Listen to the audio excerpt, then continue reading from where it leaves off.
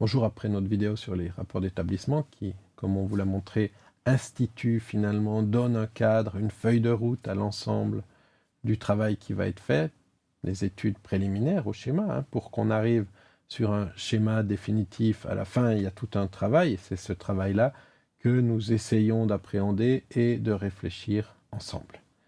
Alors le diagnostic, comme on l'a déjà dit, c'est la situation aujourd'hui actuelle d'une ville. On va prendre les éléments par élément et on va essayer de comprendre quel est le rôle, l'impact, les enjeux, les défis dans l'urbanisation au sens large du terme de la ville.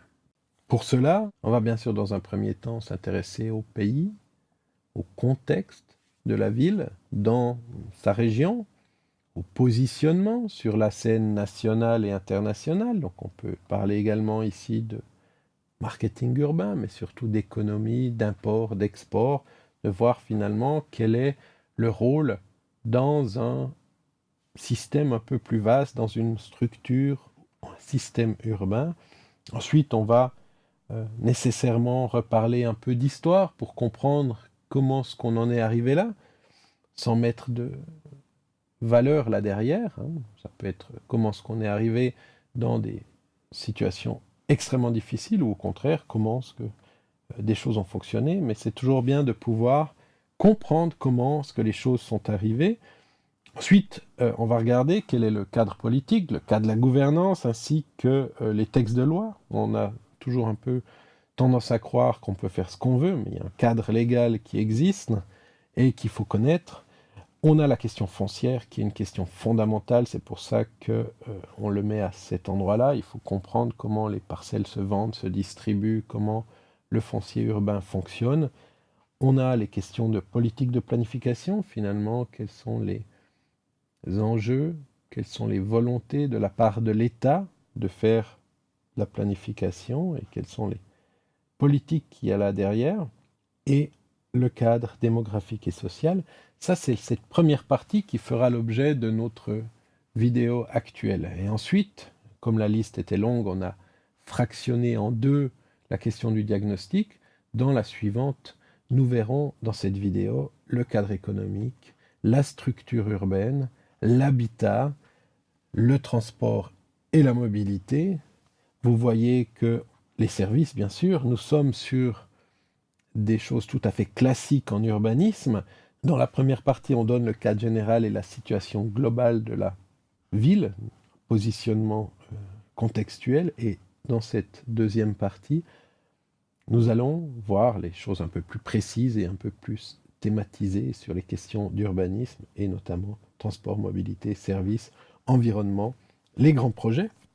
Et pour finir, il faudra tirer des conclusions à partir de tous ces éléments. Conclusion, le bilan et les grands défis qui s'ouvrent. Donc le diagnostic, il sert à donner l'état général de la ville, mais on doit, là derrière, ensuite faire une sorte de bilan et de pouvoir montrer les grands défis ou les grands enjeux qui sont derrière ce diagnostic. Donc il y a une partie, je dirais, de mise à plat de toutes les choses, et il y a une partie analytique ou de propositions plutôt qui nous permettent ensuite d'avancer. Donc la République du Congo, n'importe quel pays, puisqu'on a pris Brazzaville, mais ça peut être un autre pays avec une autre ville, et on doit finalement comprendre le contexte général du pays par rapport à la sous-région ou sur la scène internationale, et ça nous donne des indications assez claires sur le positionnement ensuite de la ville par rapport à ce pays. Donc on va vraiment de l'échelle la plus large à l'échelle la plus fine. Brazzaville dans son contexte, ça veut dire dans son environnement vaste, ça veut dire Brazzaville dans la structure urbaine du Congo ou la structure urbaine de la sous-région, si on est dans des régions frontalières où il y a une structure qui dépasse les frontières d'un pays.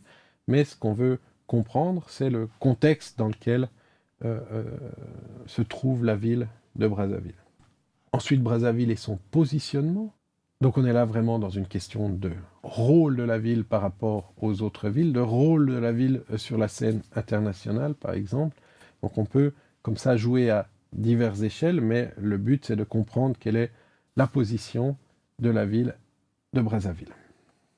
Ensuite, on va faire forcément une analyse historique, je l'ai déjà dit, donc on va remonter dans l'histoire, on va essayer de trouver les différents plans, les plans historiques, pour commencer à comprendre quels étaient les noyaux urbains, donc c'est souvent relativement facile parce que ces histoires existent, et c'est relativement compliqué parce que les plans eux-mêmes et les originaux et les plans à la bonne échelle pour qu'on puisse véritablement faire une étude de ces plans sont extrêmement durs à trouver quand ils existent encore. Certains n'existent tout simplement plus et on a quelques images comme ça. Donc, on a aujourd'hui ici des grandes difficultés de repartir sur les questions d'histoire et on a aussi des grandes difficultés de cette lecture de l'histoire car on est souvent désœuvré, on a une série de plans qui sont très beaux et on ne sait pas forcément ce qu'on va faire avec. L'intérêt, c'est que ce soit utile. Alors on peut ouvrir ici une parenthèse. Dans le diagnostic, on ne met que des choses qui sont utiles ensuite à la réflexion et à la planification et à la gestion urbaine. Tout ce qui serait de la culture générale, c'est très intéressant. L'histoire de tel ou tel préfet, de tel ou tel gouverneur, l'histoire du maire de Brazzaville, l'histoire de ceci, de cela, des grandes figures historiques, c'est sans doute très intéressant, mais si ça nous indique rien pour ensuite la planification, c'est pas utile dans ce type de document. Donc il faut vraiment être pragmatique, efficace et se questionner, est-ce que ce que je suis en train de mettre en avant, de voir, est utile pour ce que je vais faire après.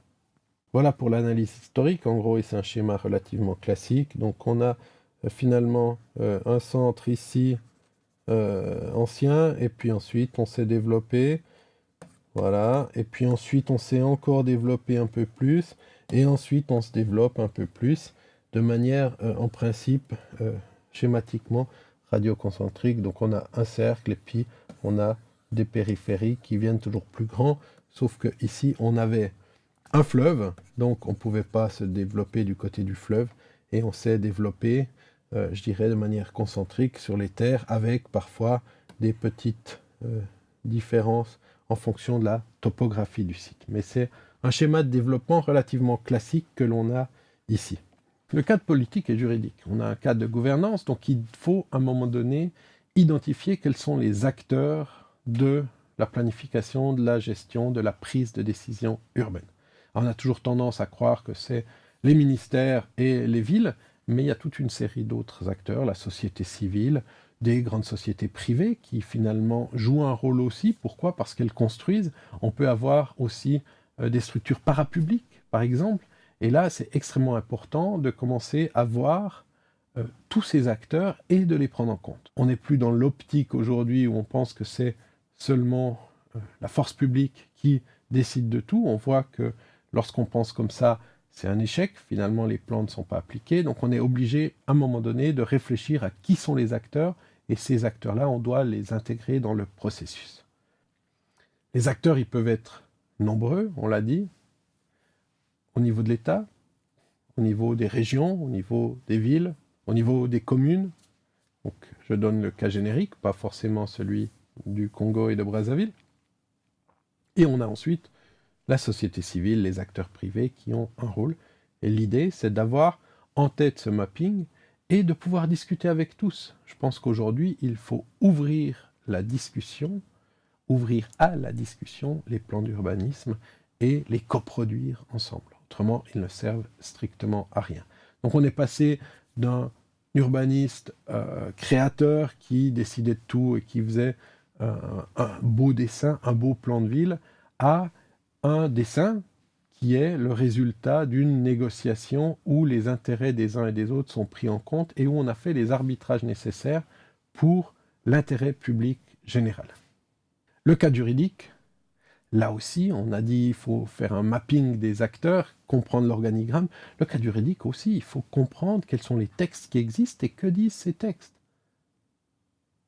Parce qu'on ne part pas sur une page blanche et qu'il y a une loi sur l'environnement, une loi peut-être sur l'eau, une loi sur un code de l'urbanisme, une loi sur le domaine public, pourquoi pas, toute une série, alors ça dépend des pays, mais grosso modo on retrouve à peu près la même structure de loi partout, et ce qui nous intéressera, c'est de comprendre ce qu'il y a dans ces lois pour voir finalement quelle est la marge de manœuvre qu'on a. Et Ça, on oublie un petit peu rapidement qu'il y a des choses qu'on peut faire, que dans certains codes de l'urbanisme, il y a des grandeurs de parcelles, donc vous devez vous baser là-dessus à un moment donné pour comprendre comment vous allez faire évoluer ces choses, et que si vous voulez qu'elles évoluent, les tailles de parcelles, qu'elles soient plus petites, ben c'est le code de l'urbanisme qu'il faudra changer. Donc il faut vraiment avoir ça en tête pour pouvoir progresser ensuite dans le schéma directeur. La question du foncier urbain, c'est relativement simple. C'est sans doute le problème majeur dans les villes africaines aujourd'hui, le foncier. Donc il faut comprendre toute la chaîne de production de ce foncier. Et une fois qu'on a compris toutes ces questions, comment on acquiert de manière légale ou illégale, on ne va pas, disons, mettre de côté toutes des filières qui existent sous prétexte que comme elles sont illégales, on ne peut pas en parler. Ce qu'il faut vraiment, c'est comprendre ces mécanismes pour ensuite pouvoir tirer les leviers nécessaires à ce changement. Si on est dans l'illégalité, comment est-ce qu'on va finalement amener cette partie illégale dans la légalité? Si on dit l'illégal n'existe pas, finalement on ne va pas prendre en compte toute une série de choses qui par ailleurs existent et qui ont un rôle très très important dans la production même de l'espace urbain. La politique de planification maintenant, quels sont les outils qu'on a en place? Qu'est-ce que l'État veut faire avec ces outils? Au pire, on peut avoir un cadre légal, on n'est pas obligé de l'utiliser. On peut dire qu'on aimerait faire, mais on n'est pas obligé de l'utiliser. Donc il faut bien pouvoir comprendre dans quelle situation on est, comment est-ce qu'on peut ensuite avancer et comment est-ce qu'on peut articuler, je dirais, les différents niveaux de prise de décision et de volonté de planifier pour que le plan définitif final du schéma soit utile à l'ensemble de la communauté. Donc c'est vraiment d'un intérêt public, c'est pas juste un plan pour l'administration pour avoir un plan à disposition pour de la programmation, il doit être utile beaucoup plus largement que pour la seule administration, même s'il est contraignant uniquement pour l'administration. Voilà, donc on va ensuite, on voit que le schéma directeur, l'état actuel, sauf qu'il date de 1980, si je zoome un peu, on voit que finalement, à l'époque, on avait fait une structure et on avait essayé de comprendre comment ce que les choses se passaient avec différentes rivières, avec des zones vertes, avec des zones boisées, marécageuses, ce que vous voulez, mais on est sur une sorte de diagnostic avec les éléments structurants et l'urbanisation actuelle. Et puis, on a ensuite fait le schéma directeur qui était à l'horizon 1985 et dire, voilà, en 85, comment ça va se dérouler à Brazzaville. Si je zoome un peu, on a un début de structuration d'un certain nombre de choses au centre-ville et notamment d'avenues ici. On voit en T et ces avenues-là, on dit, voilà, il y a un certain nombre d'avenues qu'on va structurer, il y a un certain nombre de zones qui viendront en plus, de zones qu'on va développer ici, d'emprise qu'on va mettre à tel ou tel endroit, et on a comme ça fait un schéma il y a très longtemps. Et c'est ce schéma-là qu'on va remettre à jour aujourd'hui. Donc on ne vient pas sur des choses qui n'existaient pas, on fait une mise à jour, sauf que le schéma est tellement ancien que la mise à jour est carrément difficile, puisque il n'y a plus de possibilité véritablement de mise à jour, il faut recommencer le travail à zéro avec de nouveaux enjeux et une nouvelle réflexion qui va là derrière.